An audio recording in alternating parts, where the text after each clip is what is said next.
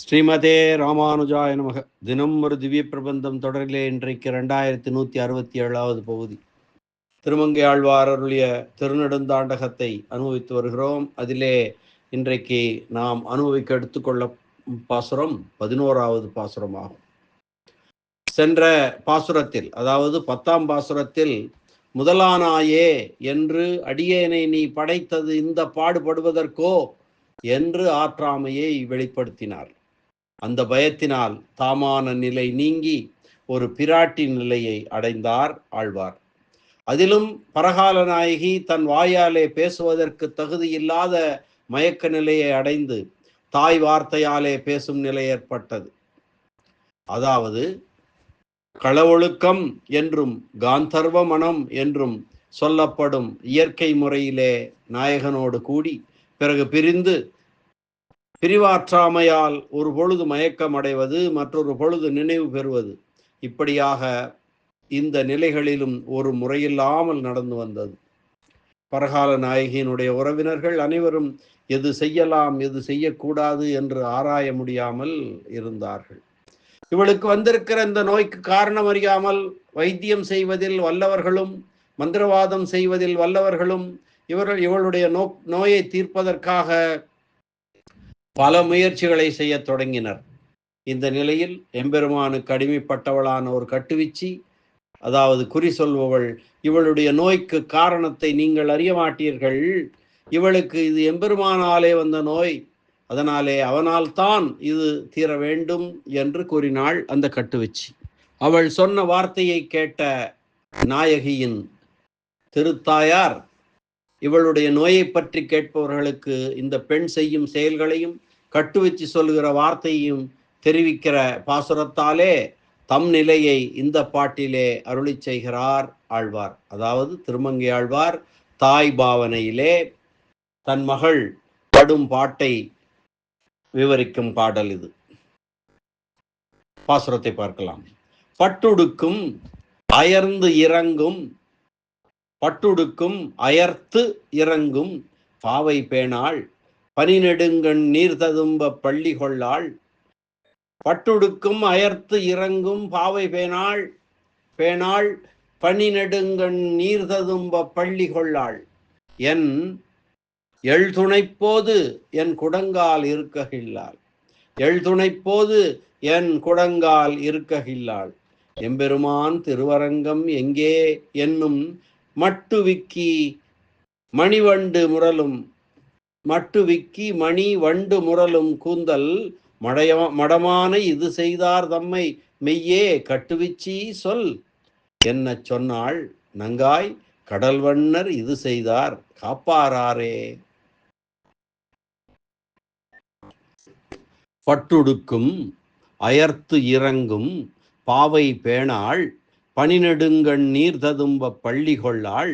எழுதுணைப்போது என் குடங்கால் இருக்ககில்லாள். எம்பெருமான் திருவரங்கம் எங்கே என்னும் மட்டுவிக்கி மணி வண்டு முரலும் கூந்தல் மடமான இது செய்தார் தம்மை மெய்யே கட்டுவிச்சி சொல் என்ன சொன்னாள் நங்காய் கடல்வண்ணர் இது செய்தார் காப்பாராரே என்பது இன்றைய பாசுரம். பதபதார்த்தம் பதவுரை பார்க்கலாம். நங்காய் பெண்ணே, பட்டுடுக்கும் இயற்கை புணர்ச்சியாலே மயங்கிய என் பெண் தலைவன் விரும்பிய பட்டுச்சிலையை உடுப்பாள். அயர்த்து இறங்கும் அந்த அழகை காண அவன் வாராமையாலே மயங்கி வருந்துவாள். பாவை பேணாள் தான் முன்பு விளையாடிய மரப்பாச்சி பொம்மைகளை இப்பொழுது விரும்புகிறாள் அல்லள். பனிநெடுங்கண் நீர்ததும்ப பள்ளி கொள்ளாள். குளிர்ந்த நீண்ட கண்களில் துயரக் கண்ணீர் தேங்கி நிற்க அவள் உறங்குவதும் இல்லை. எழுதுணைப்போது என் குடங்கால் இருக்ககில்லாள். ஒரு கண நேரமும் கூட என் மடியில் உட்காரும் பொறுமை அவளுக்கு இல்லை. குடங்கால் என்றால் மடி என்று பொருள். எம்பெருமான் திருவரங்கம் எங்கே என்னும், எம்பெருமான் திருவரங்க பெருங்கோயில் எங்கே இருக்கிறது என்று பிதற்றுகிறாள்.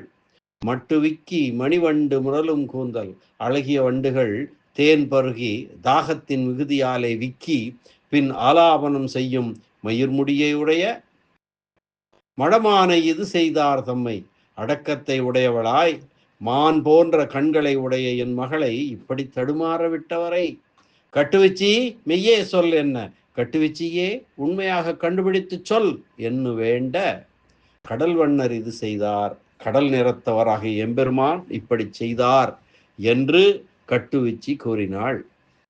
காப்பாரே, இந்த தடுமாற்றத்தை போக்க வல்லவர் வேறு எவர் உள்ளார்? எம்பெருமானே இந்த பெருமானின் இந்த பெண்ணின் தடுமாற்றத்தை போக்கி அவளுக்கு நல்ல நிலை அருள வேண்டும் என்பது கருத்து. இந்த பாசுரத்தின் திரண்ட பொருள், பெருமானோடு கலவி நேர்ந்த போது என் மகளின் உடை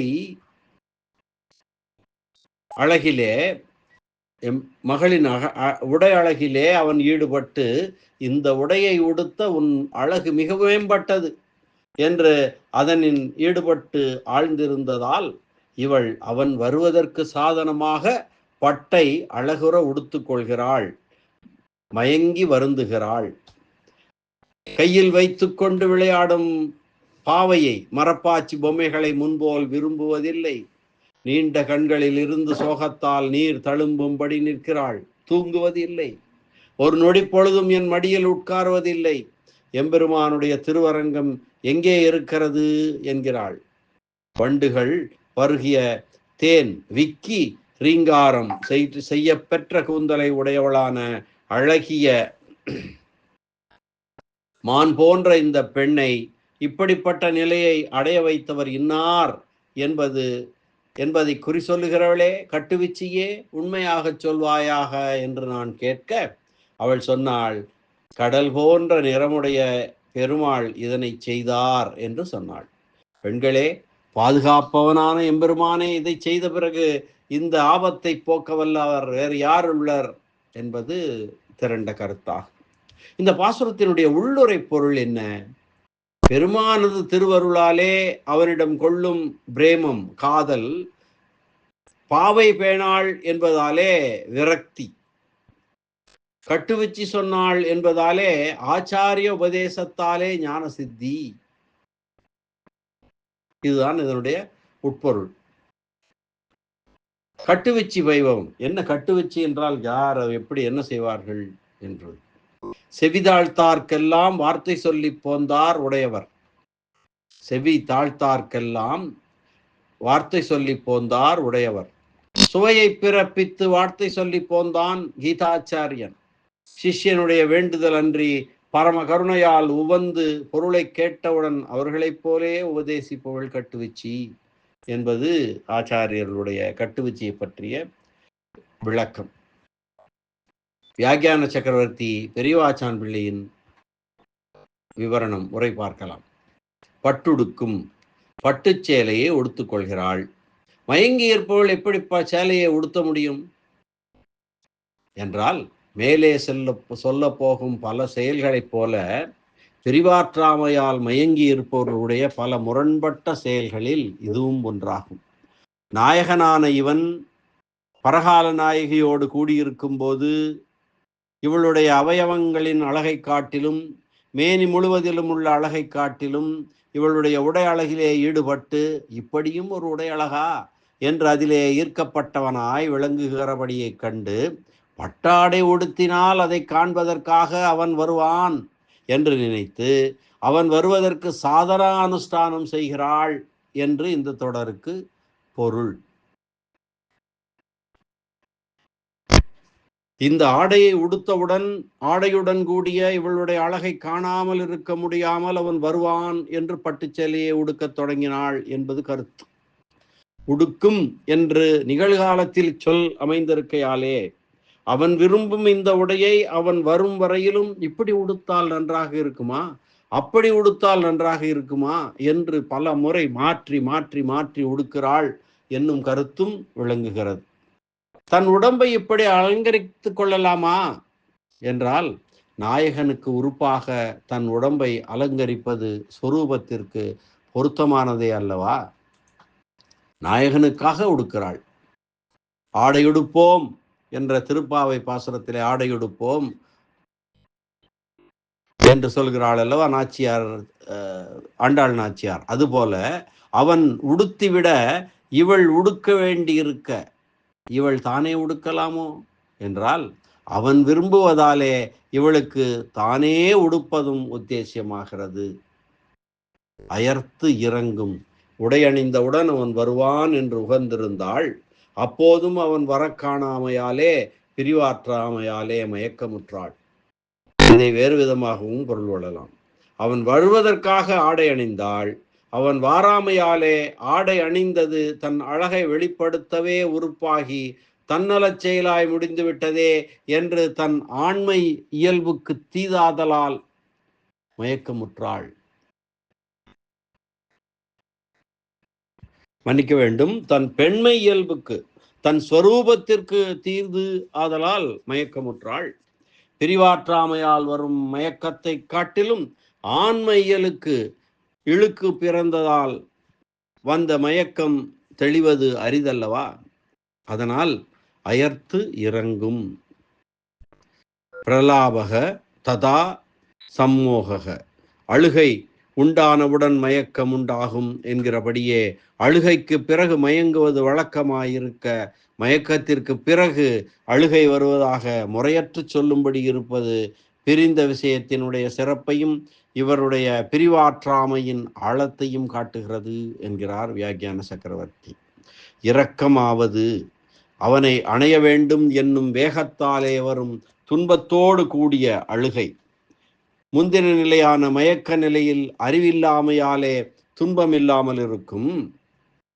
அதாவது மயங்கி கிடக்கும் போது துன்பம் இல்லை, ஏனென்றால் அறிவில்லை.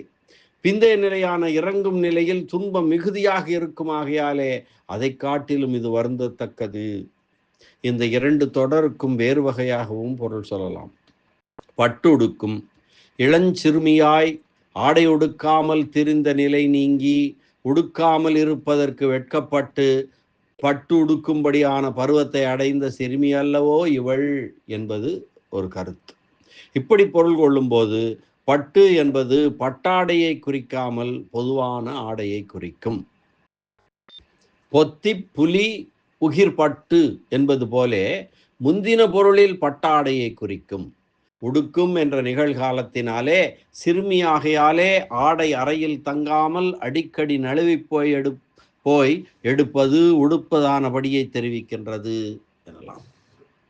திருவருத்தத்திலே நம்மாழ்வார் கூறியது போல முலையோ முழுமுற்றும் போந்தில பொய் பூங்கல் குழல் குறிய கலையோ அறையில்லை நாவோ குளரும் கடல் மண் எல்லாம் விலையோ என மிளிரும் கண் இவள் பரமே பெருமான் மலையோ திருவேங்கடம் என்று கற்கின்ற வாசகமே என்று பராங்குச நாயகியின் தாயாரும் தன் மகள் சிறுமி என்பதை காட்ட ஆடை அறையில் தங்காமையை குறித்தார் அல்லவோ. கலையோ அறை இல்லை என்று சொல்லார்லவா நம்மாழ்வார் தான் பராங்குச நாயகி. இங்கே எப்படி திருமங்கை ஆழ்வார் தான் பரகால நாயகியோ, நம்மாழ்வாருக்கு பெயர் பராங்குசன். அதனாலே அவர் நாயகி பாவம் எடுக்கும்போது பராங்குச நாயகி ஆவார். திருமங்கை ஆழ்வார் அவர் பெயர் பரகாலன், அதனாலே அவள் நாயகி பாவம் எடுக்கும்போது பரகால நாயகி ஆவார் என்பதை அன்பர்களுக்கு தெரியும். அதை நினைவுபடுத்த விரும்புகிறேன்.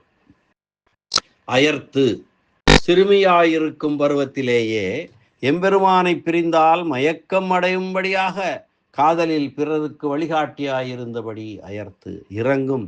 மயக்கமடைந்த நிலையில் துன்பமில்லாமையாலே அது நல்ல நிலை என்னும்படி அறிவு உண்டாகி அவனை நினைத்து இறங்கும் நிலையில் துன்பம் மிகுதியாயிற்று. மயங்கும் நிலையில் அறிவில்லாமையாலே துன்பம் இல்லை அல்லவோ. பாவை பேணாள். இவளுடைய வருந்தத்தக்க இந்த நிலையை கண்டு இவளை உயிர் தரிக்கச் செய்யும் வழி என்ன என்று ஆராய்ந்து பகவத் விஷயத்தில் ஈடுபடுவதற்கு முன் உண்ணாமலும் உறங்காமலும் மரப்பாச்சிபம் போன்ற பொம்மைகளிடம் ஈடுபட்டு விளையாடி கொண்டிருந்ததை கண்டிருத்தலாலே அதை கொண்டு வந்து காட்டினார் தாயார். அது இவளுடைய கண்ணுக்கு விஷம் போலே தோன்றினபடியாலே அதை விரும்பாமலே இருந்தாள்.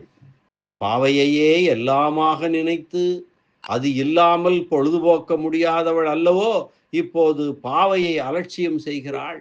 பாவை பேணாள். தன் பருவத்திற்கேற்ற விளையாட்டு கருவிகளோடு தொடர்பாட்டு அரும்படியாக அல்லவோ இவள் எம்பெருமான் விஷயத்திலே ஈடுபட்டு விட்டாள். இதனால் பகவத் விஷயத்தில் உட்புகுந்து ஈடுபட்டவர்களுக்கு மற்ற விஷயங்கள் காணும் போதே விஷமாயிருக்கும் என்னும் அர்த்தத்தையும் உள்ளுரையாக வெளியிடுகிறார். பகவத் விஷயத்திலே ஈடுபாடு எம்பெருமானுடைய அருளாலே விளைவது போலே மற்ற விஷயங்களில் பற்று இன்மையும் அவன் அருளாலேயே விளைவதல்லவோ. பனிநெடும் கண்ணீர் ததும்ப பள்ளி கொள்ளாள். பனிநெடும் கண்ணீர் ததும்ப பள்ளி கொள்ளாள். இவளுக்கு உறக்கமும் அடியோடு போயிற்று. பனிநெடும் கண்ணீர் ததும்ப நாயகனோடு சேர்ந்த இருந்த நிலையிலே குளிர்ந்த ஆனந்த கண்ணீர் வடியும்படியாக பள்ளி கொண்டவள் இப்போது உறக்கங்கெட்டு துன்பக் கண்ணீர் நிறைந்தவளாவதேன். நல்ல வயலில் வெள்ளம் வந்தது போல எம்பெருமானுக்கு இனியதான இவள் கண் இந்த பாடுபடுகிறதே. நெடுங்கண் இனிமை அளவு காண முடியாததாகையாலே நெடுங்கண் என்கிறார். மற்ற உறுப்புகளை விட கண்ணழகில் ஈடுபடும்படி எம்பெருமான் இவளுடைய கண்ணழகில் ஈடுபடும்படி அழகவா இருக்கிறது இவளுடைய கண்ணின் இனிமை. உபய விபூதிகளோடு கூடியவனையும் கூட ஒரு மூலையில் அடக்கக்கூடியதான கண் என்றும் பொருள் கொள்ளலாம். இந்த உலகம் மேலுலகம், உபய விபூதி, லீலா விபூதி, நித்திய விபூதி இரண்டையும் உடையவன் அவன், இரண்டையும் தன் கீழ் அடக்கி கொண்டிருப்பவன். அவனை கூட ஒரு மூலையில் அடக்கக்கூடியதான கண்ணழகு இவளுடையது என்றும் பொருள் செய்யலாம்.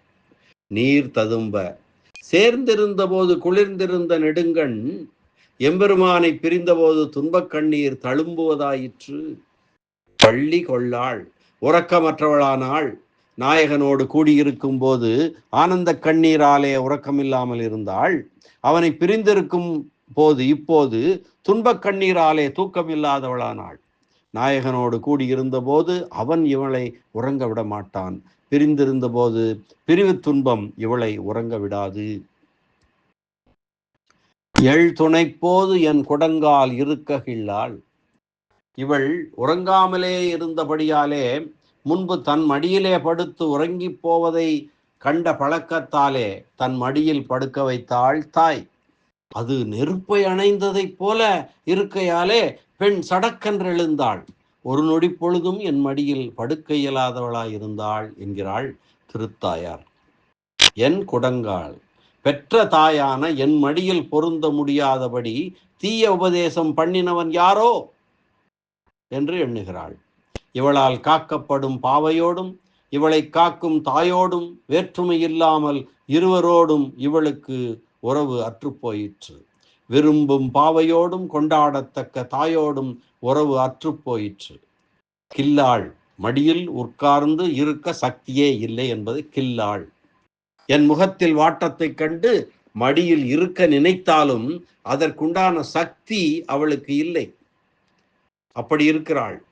இதை தன் மகள் மீது குறையாக நினைக்காமல் அவளுக்கு சக்தி இல்லை என்று சமாதானம் செய்து கொள்கிறாள் திருத்தாயார்.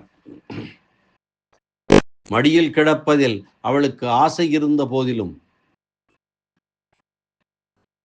நெருப்பிலே கூட கிடக்கலாம், இவள் மடியிலே கிடக்க முடியாது என்னும் நிலை உண்டாகிவிட்டது. அது மட்டுமல்ல,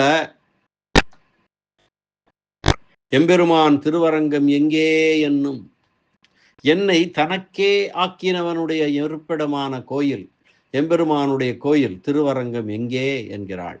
பாவை தாய்மடி முதலான மற்ற விஷயங்கள் அனைத்திலும் உள்ள தொடர்பை அறுத்தவனுடைய ஊர் எங்கே என்று கேட்கிறாள். இன்னாருடைய கோயில் எங்கே என்று அவன் பெயரை சொல்லாமல் எம்பெருமான் என்று சொல்லுவானேன் எனில், இயற்கையில் புணர்ச்சியால் ஏற்படும் காந்தர்வ மனமாகையாலே இவள் பெண்ணாகவும் அவன் ஆணாகவும் இருப்பதாலே ஏற்பட்ட கலவி அல்லவோ. இது சேர்த்து வைப்பவர்களால் ஏற்பட்ட திருமணமாய் இருந்தால் பெயரை அறிந்திருப்பாள். அதனால் பெயரை சொல்லாமல் எம்பெருமான் என்கிறாள். அப்படியானால் அவன் ஊர் திருவரங்கம் கோயில் என எப்படி அறிந்தாள்?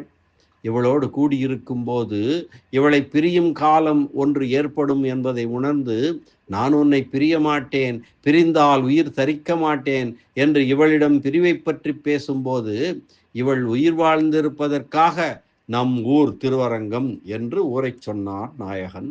ஆகையால் திருவரங்கம் அவனுடைய ஊர் என்கிறாள்.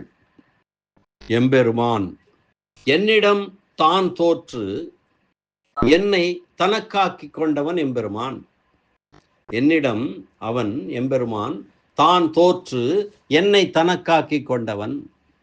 திருவரங்கம் எங்கே என்னும் இவளுடைய ஊரான திருநகரிக்கு மேற்கே உள்ளது திருவரங்கம் என்று இவள் அறிவாள். எங்கே என்று எப்படி கேட்கிறாள் எனில், பிரிவாற்றாமையாலே பார்க்க முடியாதவளாய் எந்த திசை எங்கிருக்கிறது என்று மயக்கம் பிறந்து விட்டதால் எங்கே என்று திசையை தேடுகிறாள். மட்டு விக்கி மணிவண்டு முரலும் கூந்தல், அழகிய வண்டுகள் பருகிய தேன் விக்கி ரிங்காரம் செய்யப்பட்ட கூந்தலை உடையவள் தலைவி பரகால நாயகி. மட்டுவிக்கி மணிவண்டு முரலும் கூந்தல். அவன் இவள் கூந்தல் அழகை கண்டு இவளிடம் படாத பாடுபட வேண்டியிருக்க இவள் அவன் அழகை கண்டு இப்படி வருந்துகிறாளே என்கிறாள் தாய். காந்தர்வ திருமண முறையாகையாலே அவள் அழகை தன் நெஞ்சிலே கொள்ளாமல் தன் அழகு அவள் நெஞ்சிலே படும்படி கலந்தான். ஆகையாலே இது அதர்ம யுத்தமாயிருப்பதாய் அவன் வருந்தாமல் இவளே வருந்தும் நிலை ஏற்பட்டது. அவள் அழகை காணாமல் தன் அழகில் அவள் தோற்கும்படி அவன் புரிந்த வஞ்சனை போரில் இவள் அகப்பட்டு விட்டாள் என்கிறாள் திருத்தாயார். முரலும் தேனை கழுத்து வரையில் பருகின உகப்பின் மிகுதியாலே ஓரிடத்தில் நிலையாயிருந்து வாய்விட்டு கூப்பிட மாட்டாமையால் ரிங்காரம் செய்கின்றன வண்டுகள். மடமானை, மடப்பம் என்றால் அடக்கம். மடப்பம் என்பது அடக்கத்தை குறிக்கிறது. எனக்கு இதுவரை அடங்கியவள் அன்றோ இப்போது அடங்காதவளாயிருக்கிறாள் என்கிறாள் மடமானை. அப்படியல்லாமல் மடப்பம் என்று பெண்களுக்குரிய இயல்பான தன்மைகளான அச்சம் மடம் நாணம் பயிர்ப்பு என்னும் தன்மைகளில் ஒன்றான மடத்தை குறிப்பதாய் கொண்டு மடம் என்னும் பெண் தன்மையை இயல்பாக உடையவள் இவள் என்றும் பொருள் கொள்ளலாம். தனக்கு நாயகன் மேலுள்ள காதல் மிகுந்தாலும் அதனை பிறருக்கு தெரியாதபடி அடக்கி மாறுபாடு இல்லாமல் இருந்து நாயகனை மாறுபாடடைய செய்யக்கூடிய இவளல்லவோ எம்பெருமான் திருவரங்கம் எங்கே என்று வாய்விட்டு கூப்பிடுகிறாள். இது செய்தார் தம்மை. இவள் படுகிற பாடு வார்த்தைகளால் சொல்ல முடியாததாய் இருக்கையாலே கடலை காட்டுவது போலே இது என்று கை காட்டுகிறாள். இது செய்தார். முன்பு நான் இவளுடைய குழலை அலங்கரித்து விட்டால் அந்த அலங்காரம் சிறிதும் அழியாமல் வருவாள். இப்போது இந்த குழலை கண்டபடி கலைத்து அதை சாரமற்றது ஆக்கினவன் யாரோ என்கிறாள் என்பது ஒரு பொருள். இவள் குழலில் உள்ள பூவை சருகு போலாக்கி வண்டுகளை பட்டினி கிடக்கும்படி செய்தவன் யாரோ என்பது இரண்டாவது பொருள். இது செய்தார் தம்மை. இவள் படும் பாட்டைக் கண்டு இவளை இப்படி பாடுபடுத்தியவன் மிகப்பெரியவனாயிருக்க வேண்டும் என்று நிர்ணயிக்கிறாள் என்பது ஒரு பொருள். இவளை இப்பாடுபடுத்தின பெருமையை உடையவரும் ஒருவர் உண்டோ என்று வியக்கிறாள் என்பது இரண்டாவது பொருள். இது என்ன சௌபாகியம்! இவர் எப்படிப்பட்ட ஸ்ரீதேவி, பூமி தேவி, நீலாதேவி ஆகிய உயர்ந்த பெண்களின் கூந்தலில் உள்ள மதுவை உண்டு வளர்ந்தவரோ என்பது மூன்றாவது பொருள். இவளை இப்படி காதலிலே பிறருக்கு வழிகாட்டியாக்கின பெருங்காதலன் யாரோ என்பது நான்காவது பொருள். அதாவது இது செய்தார் தம்மை. மடமானை அவள் கூந்தல் எப்படி மட்டுவிக்கி மணிவண்டு முரலும் கூந்தல், அப்படி அவள் தலையிலே கூந்தலிலே தேன் வடியக்கூடிய மலர்கள் இருக்கும். மலர்களிலே அந்த வண்டை உறிஞ்சி குடித்த வண்டுகள் அப்படியே அது விக்கி ரீங்காரமிடும். அப்படிப்பட்ட கூந்தலை உடைய மடமானை இது செய்தார் தம்மை. அவள் கூந்தலை அலங்காரமெல்லாம் கலையும்படி கூந்தலையெல்லாம் கலைத்து அதை சாரமற்றதாக்கி அந்த பூவையெல்லாம் சருகு போலாக்கி வண்டுகளை பட்டினி படுக்கும்படி செய்தவன் யாரோ என்று சொல்வதாக சொல்லலாம். தம்மை இது செய்தார் தம்மை என்பதாலே இப்படி ஒரு ஆற்றாமையை தன் மகளுக்கு விளைவித்தது தலைவிக்கு பொறுக்க ஒண்ணாததாயிருக்க இருந்த போதிலும் தாய்க்கு இனியது என்பது வெளிப்படுகிறது. தலைவிக்கு அது பொறுக்க முடியவில்லை. இருந்தாலும் தாய் இது செய்தார் தம்மை இவர் என்று உயர்வு நெகிழ்ச்சியாலே உயர்தினையிலே சொல்லுவதனாலே அது தாய்க்கு இனிமையாயிருக்கிறது என்பது வெளிப்படுகிறது என்கிறார் வியாக்கியான சக்கரவர்த்தி. மெய்யே கட்டுவிச்சி சொல், இது செய்தார் தம்மை மெய்யே கட்டுவிச்சி சொல், கட்டுவிச்சியே நீ உண்மையை சொல், கட்டுவிச்சி உண்மையை சொல்லுகிறவள் என்ற பிரசித்தி பெற்றிருக்கும் போது உண்மையை சொல் என்று அவளிடம் கூற வேண்டுமா என்றால், பிறர் அறியாத இயற்கை புணர்ச்சியாகையாலே வெளிப்படையாக சொல்ல முடியாது என்று இருந்து விடாமல் இது எனக்கு இனியதாகையாலே உள்ளபடி சொல் என்கிறாள் திருத்தாயார். நோய்க்கு வைத்தியம் செய்யும் போது நோயை உள்ளபடி தெரிந்து கொள்ள வேண்டுமல்லவோ? சொல் என்ன சொன்னாள். நீண்ட நாள் கைங்கரியம் செய்து ஆச்சாரியர்களிடமிருந்து தெரிந்து கொள்ள வேண்டிய இந்த வார்த்தையை நான் கேட்டவுடனே சொன்னாள் இக்கட்டுவிச்சி என்கிறாள் தாய்.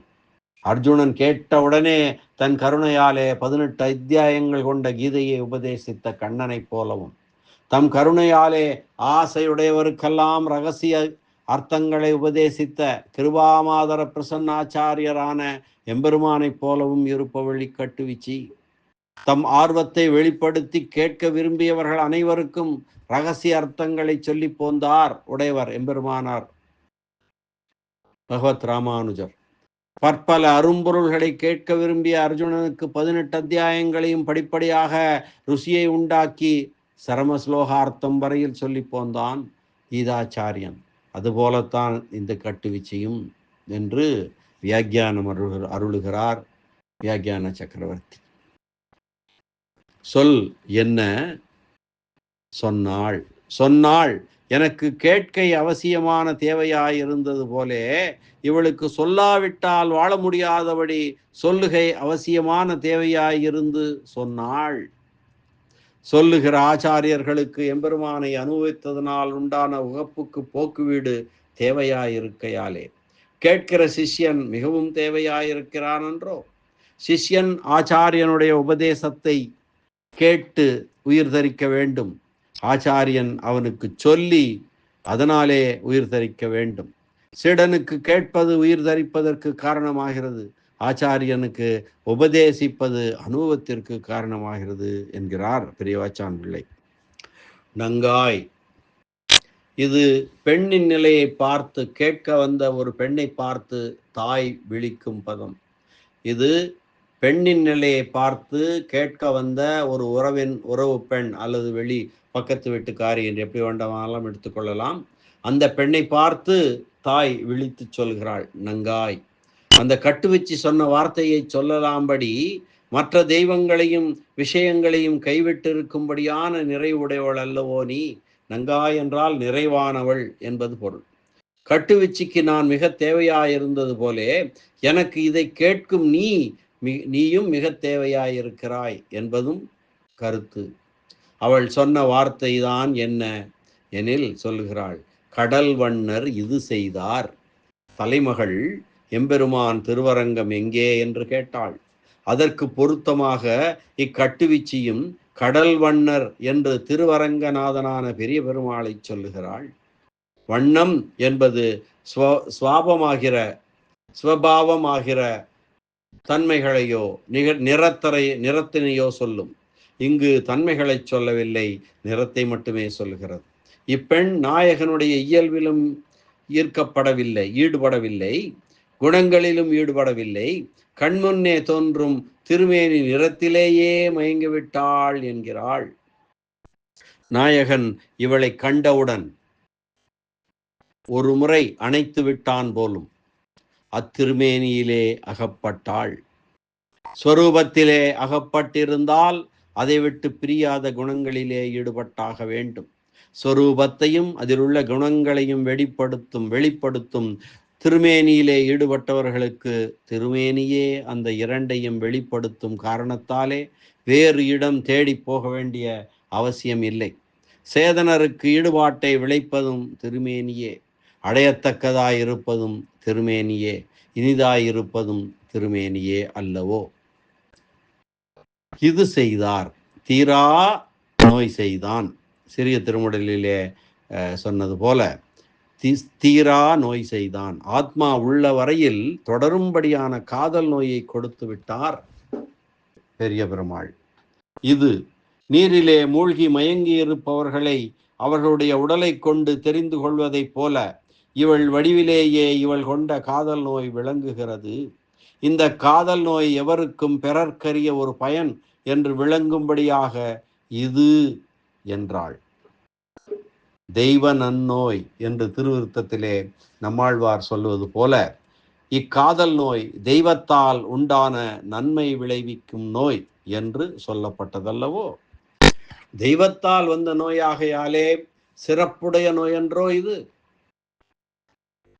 அறிவாளிகள் பெரிய பேரு என்று நிர்வகிக்கும் பக்தியாகிய இந்த காதல் நோயை இவளிடம் எந்த கை முதலையும் எதிர்பாராத எம்பெருமானுடைய அருளாலேயே பெற்றவளன்றோ இவள்.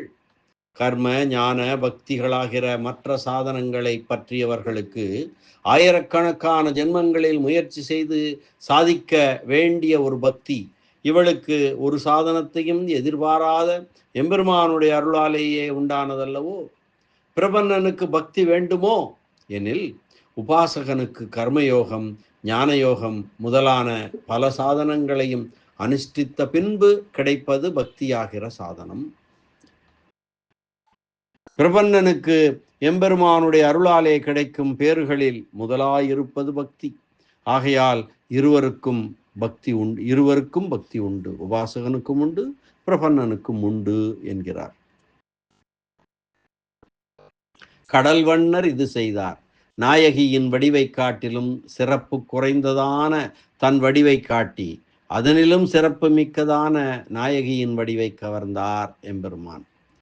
கடல் வண்ணர் இது செய்தார் என்பதற்கு பொருள் சொல்லும் போது வியாக்கியான சக்கரவர்த்தி குறிப்பிடுவது, நாயகியின் வடிவை காட்டிலும் சிறப்பு குறைந்ததான தன் வடிவை காட்டி அதனிலும் சிறப்பு மிக்கதான நாயகியின் வடிவை கவர்ந்தார் என்று சொல்கிறார். ராமாயணம் சுந்தரகாண்டத்தில் சொன்னபடி சீதை 1 மாதம் தரித்திருப்பாளாகில் வெகு காலம் பிழைத்திருந்தவளாகிறாள். கருத்த கண்ணையுடைய அவளை விட்டு நான் ஒரு கண நேரமும் நான் பிழைத்திருக்க மாட்டேன் என்று ராமன் கூறியபடியே நாயகியின் வடிவு நாயகனை ஒரு கண நேரமும் பிரிந்திருக்க முடியாதபடி செய்யும் சிறப்புடையது என்கிறார். காப்பார் ஆரே, காக்க வேண்டிய அவனால் வந்த இந்த நோயை நீங்கள் உபயோகிக்கும் வேர் முதலான மருந்துகளாலும் மந்திர சொற்களாலும் போக்க முடியுமோ? சப்தாதி விஷயங்களினால் விளைந்த நோயை பகவத் விஷயத்தை காட்டி போக்கலாம். பகவத் விஷயத்தால் விளைந்த காதல் நோய் ஸ்வரூபத்திற்கு தக்கதாகையாலே ஜீவ என்றுமே போக்க முடியாதல்லவோ. கடல் வண்ணர் இது செய்தார் காப்பாரே என்று தாய் வார்த்தையாக கொண்டு இதற்கு முன் விளக்கம் அளிக்கப்பட்டது. இது முழுவதும் கட்டுவிச்சி வார்த்தையாகவே கொண்டு கடல் கொண்டதொரு பொருளை கடலிலேயே விட்டு விடுவது தவிர வேறு என்ன செய்ய முடியும்? காப்பாரே என்றும் கருத்துரைக்கலாம். காப்பார் ஆரே, இந்த தலைமகளால் தான் போக்கிக் கொள்ள முடியுமோ? தாயான உன்னால் தான் போக்கிக் கொள்ள முடியுமோ? போக்க முடியுமோ? அல்லது மற்றவர்கள் தான் போக்க முடியுமோ? பயிரை காப்பதற்காக அமைக்கப்பட்ட வேலியே பயிரை அழிக்கும் போது அந்த வேலி காத்தால் காக்க முடியுமே ஒழிய பயிரால் தன்னைத்தான் காத்து கொள்ள முடியுமோ? இந்த பாசுரத்தின் உள்ளுரை பொருள்கள்: 1, எம்பெருமான் ஒரு கைமுதலை எதிர்பாராமல் நிர்ஹேதுகமாக ஆழ்வாரை ஆட்கொண்டான். 2, அதனால் இவருக்கு மிகுந்த காதல் விளைந்தது. 3, அதனால் அவருக்கு மற்ற விஷயங்களில் பற்று அற்றுவிட்டது. 4, ஆச்சாரியனின் உபதேசத்தாலேயே பகவத் விஷயத்தில் ஞானம் உண்டாகும் என்பனதான் இந்த பாசுரத்தில் சொல்லப்படக்கூடிய உள்ளுரை பொருள்களாகும். பாசுரத்தை மீண்டும் பார்க்கலாம். பட்டுடுக்கும் அயர்த்து இறங்கும் பாவை பேணாள், பனிநெடுங்கண் நீர்ததும்ப பள்ளி கொள்ளாள், எழுத்துணை போது என் குடங்கால் இருக்ககில்லாள், எம்பெருமான் திருவரங்கம் எங்கே என்னும் மட்டு விக்கி மணிவண்டு முரலும் கூந்தல் மடமானை இது செய்தார் தம்மை மெய்யே கட்டு வச்சி சொல் என்ன சொன்னாள் நங்காய் கடல் வண்ணர் இது செய்தார் காப்பார் ஆரே என்ற இந்த அற்புதமான பாசுர அனுபவத்தை இந்த அளவிலே நிறைவு செய்வோம். மீண்டும் நாளை சந்திக்கலாம் அடுத்த பாசுர அனுபவத்துடன். மிகவும் விரிவான ஒரு வியாக்கியானம், அற்புதமான வியாக்கியானம் அனுபவித்து மகிழ்ந்தோம் என்று எண்ணுகிறேன். மீண்டும் நாளை சந்திப்போம். நன்றி, வணக்கம். ஸ்ரீனிவாச வெங்கடேச ராமானுஜதாசன் திருவரங்கம். எம்பெருமான் நாராயணன் பெரியபெருமாள் திருவடிகளே சரணம். அரட்ட முக்கிய அடியார் சிஎம் கலிகன்றி கலியன் பரகாலன் திருமங்கையாழ்வார் திருவடிகளே சரணம். வியாக்கியான சக்கரவர்த்தி உரைப்பெரு மன்னர் ராமாயண பெருக்கர் பரமகாருணிகர் பெரியவாச்சான் பிள்ளை திருவடிகளே சரணம். ஆழ்வார் எம்பெருமானார் ஜீயர் திருவடிகளே சரணம்.